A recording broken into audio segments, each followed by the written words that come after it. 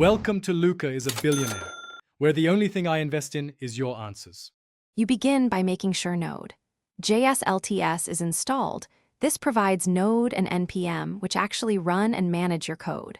Once done, open the project folder in VSCode and use the integrated terminal to keep everything in one place. Initialize or confirm package. JSON so scripts exist for run, build, and test. This saves time later.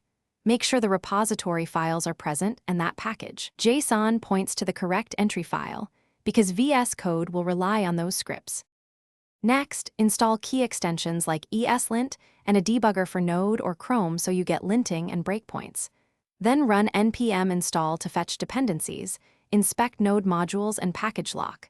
JSON to confirm versions. Create a VSCode/launch. JSON entry for a launch program configuration and a tasks. JSON entry to run npm scripts with one keystroke.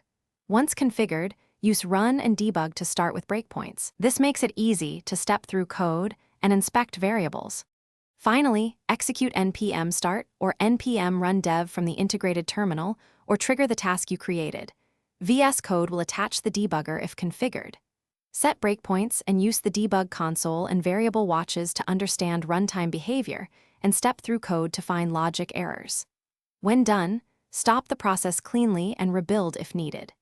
If things go wrong, the most common fix is to confirm Node version matches your project. Check package, JSON scripts, and read terminal logs for the exact error.